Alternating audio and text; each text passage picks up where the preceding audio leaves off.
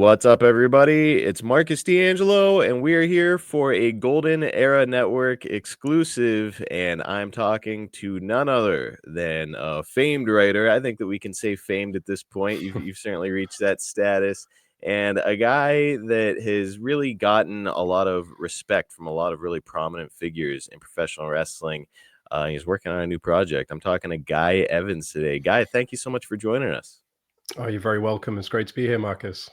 Man, this is an interview that I'm really looking forward to doing because I've really become a fan of your work and the things that you've been doing. I love how thorough you are on everything. I worked for Eric Bischoff for quite a while he was talking about your Nitro book and Beyond Mm. Nitro, and of course, Grateful, the book that his autobiography that you worked on. So yeah, man, this is going to be a lot of fun, and I love that you are working on a biographical trilogy about Hulk Hogan. So let's get into it a little bit. I think that the place to start is probably right here.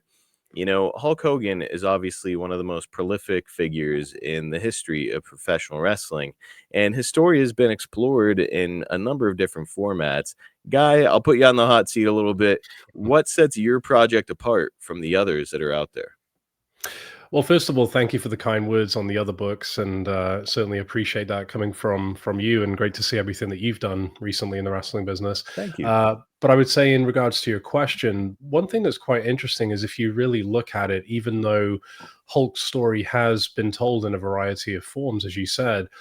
I think it's safe to say there hasn't really been the definitive look at that story in this kind of format.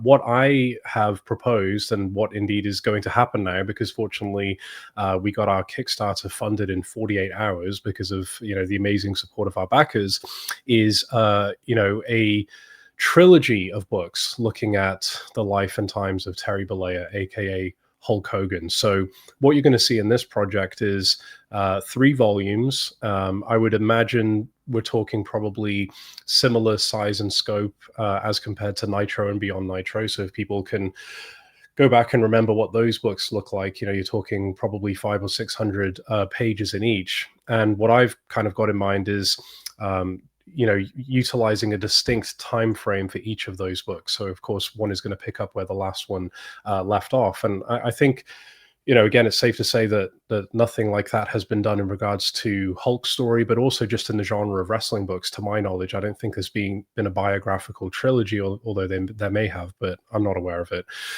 So it's kind of interesting that for someone who was obviously such an important part of the history of wrestling, but moreover, a very important part of American culture, that there hasn't really been the definitive biography of the man. You've had sort of bits and pieces. You've had documentaries, of course, his own books, which cover different subjects. But what I'm really interested in doing is speaking very closely to the people who knew him best, getting my hands on a lot of information that isn't public to this point.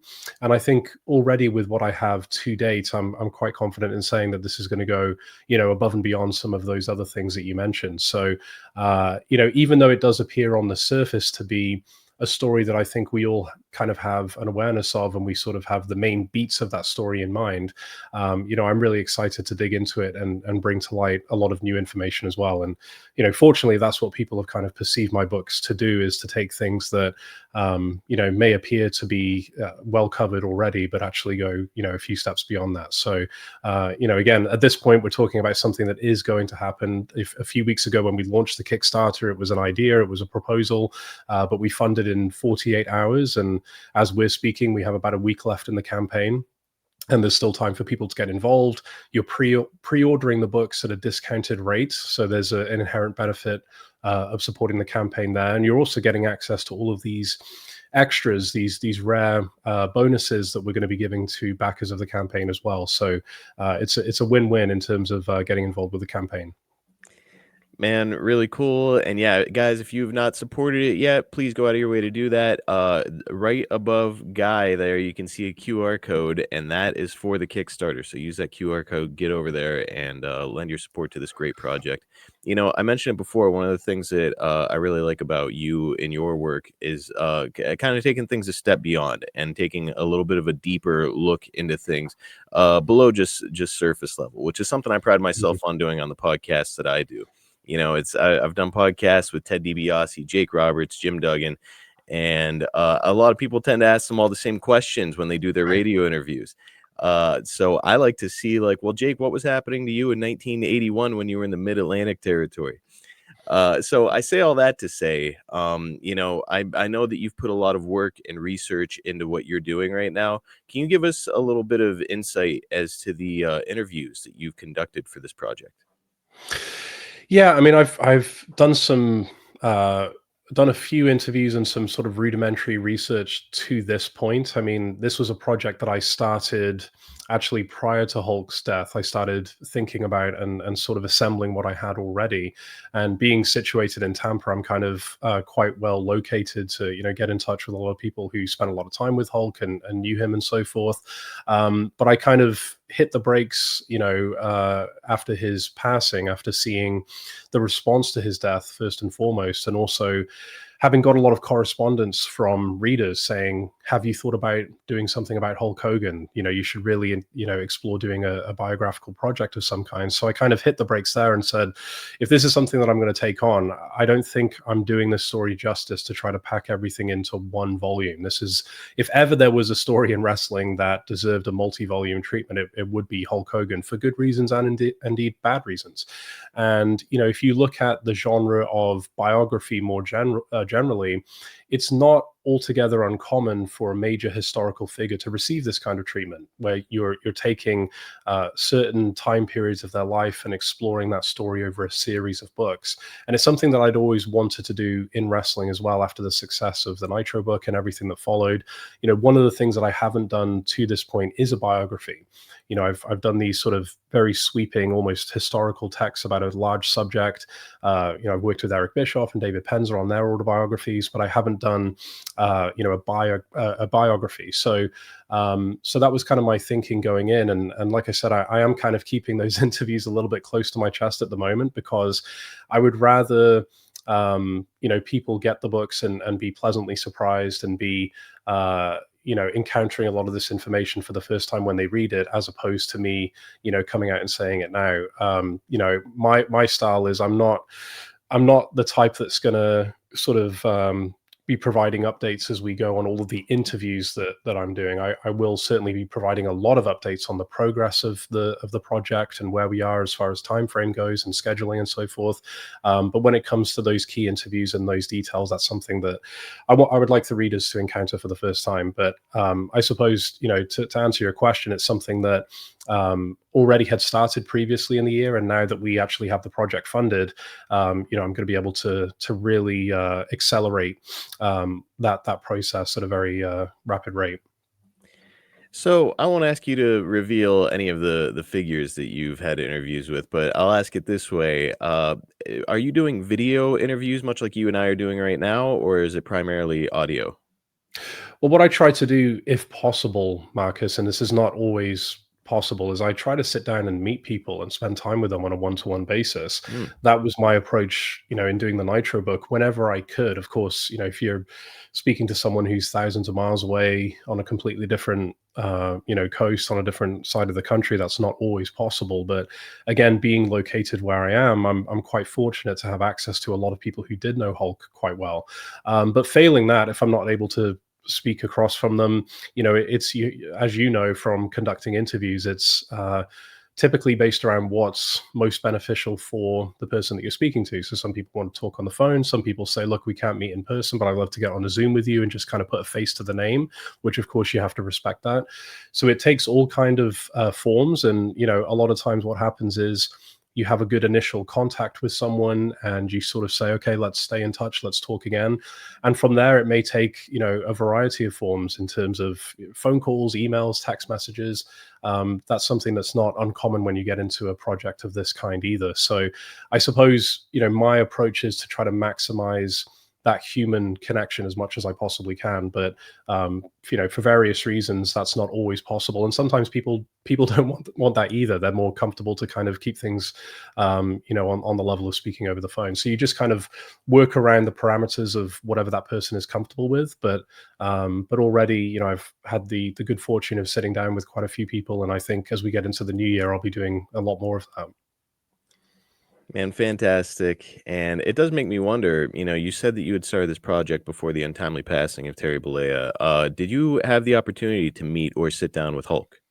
I did not. No, I did not meet the man. I'm sure, over the last several years, especially, if I would have said at some point, I'd really like to meet him or whatever, I'm sure that we probably could have arranged that. But, I would say in this case, in kind of a strange way, that may actually be an advantage for the project, if that makes sense, as far as, if potentially, and this is just me thinking out loud, and it's a hypothetical, which obviously will never happen now, but potentially, if we had, made contact and developed some kind of, relationship, obviously that's going to influence you in some form or fashion in terms of Mm, taking an objective look at this story.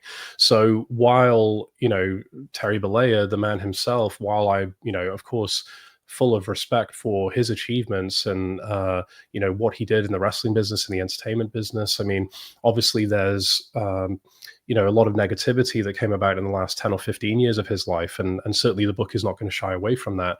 But if you look at the outpouring, that resulted from his passing, and the people, all over the entertainment landscape, and just people, period, that came out of the woodwork with their own Hulk Hogan story, and talking about how important he was in their life, you look at that and you can only have respect in terms of where he started and where he ended up. This was someone who clearly transcended the wrestling business to a level that we haven't seen before or since. And he was legitimately one of the most recognizable people on planet Earth, right? This wasn't a wrestling superstar that everyone who's an ardent follower of wrestling knows about. Everyone knew who Hulk Hogan was, and he was in that rarefied air of really a handful of people the world over that people may not follow wrestling. They couldn't have told you any of his great matches or about WrestleMania 3 or whatever, but they knew who Hulk Hogan was, and his name, his voice, his look, everything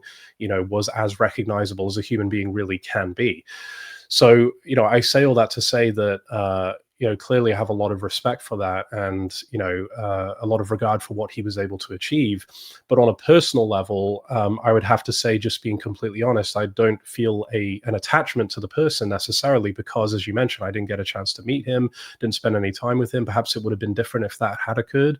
But I think that kind of serves the readers well in this case, because I would kind of like to think of myself as not having a horse in the race here, and I'm able to sit back and speak to the people who knew him best, and try to take, as an objective look on this as possible. And I think, going back to the other books that you mentioned, that's in large part why those books have done so well, is people have perceived them to be a fair and honest and balanced look at what actually happened, while bringing to light a ton of new information as well. And that's my intent here, is not to present you with a glorified Wikipedia article, right? My intent here is to give you, really an impossibly comprehensive picture of who this guy was, what he was all about, why he became such an important figure in our culture, and ultimately why things took the turn that they did in the last 10 or 15 years. And I'll just end by saying as well, and this as well as anyone in terms of the interviews that you do, you know the people that you speak to in the interviews that you do, they are an essential ingredient in doing something like this, right? It's like you can't produce a project of this scope without getting the involvement of those people. Having said that, fundamentally, what it all comes down to in the final analysis is how you tell that story, right? mm, So I kind of equate it to, and I'm not sure why this is on my mind today. It may have been because I was talking to someone else about it recently. And I could pick like a million examples of this, but this is the one that comes to mind, right? So, do you remember the famous My Way WrestleMania promo, 2001, right? Yes. WrestleMania X7, right? Everyone knows that, who's a wrestling fan, right? Rock and Austin, and it's one of those it's one of those promos, videos, whatever you want to call it, that people go back to this day and say, I want to see the match now. It's giving me goosebumps. It's like the pinnacle of what they were able to produce at that time in terms of getting you interested in a match, right? So the analogy that I'm drawing here is we could give the same footage that was used in putting together that video package, we could give that to someone else, right? And the final product, I think it's safe to say, would probably not be anywhere near what we saw there, if that makes sense, right? Like Yes. you could give me the raw footage, you could give me all the different camera angles that they used and all of the sound clips and even the music, and say, okay, come up with something approaching the emotional impact of that promo. And I'm sure what I would put together wouldn't get you interested in the match, to 1% of the degree that what they achieved, right?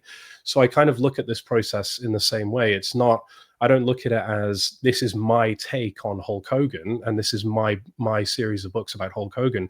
I almost look at myself as an editor, as someone who's assembling all of this information, synthesizing it for people, and then saying, okay, this is as true a representation of reality as one person can muster up. That's kind of how I perceive my role. So that's not to detract from the importance of interviews and who you speak to. Again, that's an essential ingredient. That's like a video editor not having video footage to edit a package, right? You can't do Mhm. it. But ultimately, it comes down to how you assemble all of that and what you decide to talk about, the order in which you present that information, and doing it in a compelling way as well. And balancing, of course, covering the really important beats of the story that are well known while also bringing to light things that aren't as well known as well. And I think I would like to think that that's where I can be of service to the wrestling readers there. I'm certainly anxious to read it. Wrestling in its nature is a business built on fabrication, lies. Mhm. Working the marks. From the old carnival grounds. So sifting through information to reach the truth can often be difficult because maybe not even consciously wrestlers aren't necessarily lying, but they're passing on truths as they heard it. So a lot of these stories are coming second, third, fourth, fifth hand, and sifting through all of that material can often be a daunting task. So yeah, I'm excited to hear your take on things. That's right, and I think there are instances clearly where something may have been purported to have happened, and there may not be an objective record for that thing happening. So all you can do in that scenario is to present the recollections of the various people that were involved, and I'm sure there's going to be instances like that in this book as well. And of course, if we look at Hulk's autobiographies, right? I don't think anyone would hold up, necessarily his own writings in quotes as the pinnacle of truth telling, right? What was it? Andre the Giant died 5 seconds after the slam at WrestleMania 3, right? So, clearly this was someone that, was prone to a lot of exaggeration and hyperbole and so on and so forth. But I sort of look at it in a broader sense, I suppose, in terms of what I'm really interested to get into is, yes, telling the story of this person, but equally, I think because his career in the public eye spans such a long period of time, over 4 decades, this is giving you the license to explore a lot of sort of parallel tracks in the story as well. And what I mean by that is, the evolutions that happened with regard to the wrestling business over that time. What changed in American culture over that time? Why is it that in the 1980s, for instance, someone coming out wearing waving the American flag and being this ultra patriotic good guy was received as such by the audience, whereas only 10, 12, 15 years later, that same kind of character would have been presented as a heel and would have been presented as like this passe kind of goofy, over the top good guy, right? There's a reason for that, and these are all interesting questions to explore and interesting things to get into. And I think, in a subtle way, if you look at that Nitro book, you'll see those same kind of parallel themes that kind of crop up in the book. These are like threads that are, embedded within the larger or within the underlying story of WCW. Right? It's equally a story about what happened in the television business and what happened in terms of, WCW's parent company, Turner Broadcasting, and the impact of the mergers, most notably the AOL Time Warner merger, and wrestling's place in pop culture at that time, and how it was something that, prior to that boom happening, no one could have envisioned that wrestling was going to become a bona fide part of mainstream, American entertainment again, only for a couple of years to go by, and indeed that happened. And why did that, not persist, right? So I sort of look at it as, having the potential here to explore a host of related themes in a subtle way, and in a way that doesn't detract from the overall story. But I think that helps flesh out in a lot more detail why this guy was such an important figure and why he did resonate with the culture to the extent that he did. Because you don't get as big as Hulk Hogan purely based on the quality of the booking, right, or the actual presentation of the wrestling. Again, going back to my earlier analogy, those are in essential ingredients, right? Without the talent and the charisma and the ability of the actual wrestlers and the people behind the scenes, none of this, would have been possible. But why did he connect in that particular way? Why him above all of the others, right? Why did he transcend to the extent that he did? How is it that kids growing up today still know who Hulk Hogan is? Why is it that your grandmother knew who Hulk Hogan was, even though they didn't watch professional wrestling? And, again, sort of an associated concept, I suppose, that goes along with that is the fact that that level of sort of mass proliferation, or that level of someone transcending to that extent in the public consciousness, is probably not something that's even possible today, right? People go back and they look at the ratings of the Saturday night's main event, match against Andre the Giant, for instance, right, and hold this up as like, wow, look how big wrestling was at that particular time. But if you take a more nuanced look at it, you'd say, well, hold on, let's talk about the technological changes that have occurred since that time. Let's talk about, the entertainment options that people have, the way that they consume content. And so what I'm trying to get at here is there's so many other things that you can bring into the story to make this a very well developed and well rounded look at an important cultural figure. And I find myself in a strange position, because usually I'm talking about things that have already been done, and in this case I'm kind of talking about what I'm going to be doing. But I'm just kind of giving you an insight into how I look at the story, which is fundamentally, this is going to be, I would hope, an incredible wrestling book or series of books. But there's a lot of meat on the bone in terms of those other things to explore. And I can't wait to kind of get into some of those things. When you look at Hulk Hogan and the way that he rose to prominence, the way that he did, it's almost like it's hard to compare it to anything. It would be like punting a soccer ball all the way across an arena and getting it to swish through the basketball hoop. It's he's got it was the perfect name, it was the perfect time period, the perfect circumstances, voice, look, promo Mhm. ability, all of it kind of came together to create this pop culture phenomenon that transcended not just wrestling, but really pop culture, as you pointed out. As I am could not be more thrilled to get my hands on this trilogy of books whenever they become available. And Guy, one more time, I want to give you the opportunity to let people know when they contribute to this Kickstarter, what results from that. Yeah, so thank you for giving me space to talk about that. I mean, as we're talking, we have about a week left in the campaign. As I mentioned, I was very honored by the fact that we funded the whole project in 48 hours. So that was amazing of all of our initial backers to do that.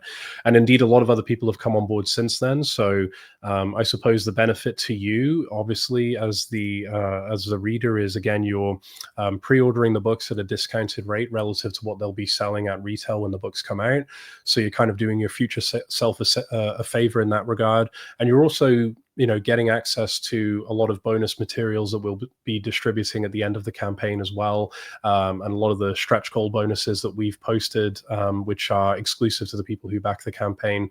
And you're also just helping us expand the scope of what's possible. Clearly, the more people who pledge, the more sort of ambitious we can be in terms of our research endeavors and so on and so forth. So I've been just so humbled and so blown away with how well this has been responded responded to, and it kind of tells me that I think my initial hunch about doing this, and again some of those emails that I received from people after his passing, I think they were all vindicated by kind of the response that we've got. So if you go to Kickstarter and just type in the Hulk Hogan story, which is our working title at the moment, or just type in Hulk Hogan or type in Guy Evans, it should pop up, and it'll be up there until November 19th.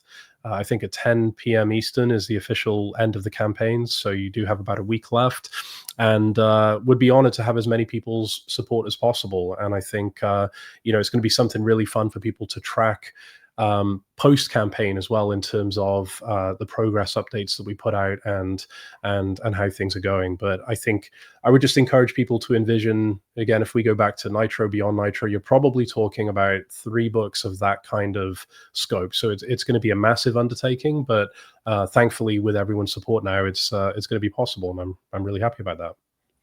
I couldn't be more thrilled or excited. One more time, guys, the QR code is right above his head there for the Kickstarter. Please go and contribute. I think that, as all, I mean, if you're watching this on YouTube, you're clearly a fan of the golden era of professional wrestling. And there was no bigger figure of that era than Hulk Hogan. So please, by all means, get over there and contribute. And while you're at it, why don't, if you haven't read Guy's other books, Nitro, Beyond Nitro, Grateful, Eric Bischoff's autobiography, by all means, go out of your way to check it all out. And Guy, I want to thank you again for joining us here. Oh, thank you, Marcus. It was great. Hope to do it again. Absolutely. We will make it happen again. And thank you to everybody who tuned in to this special exclusive here on the Golden Era Network.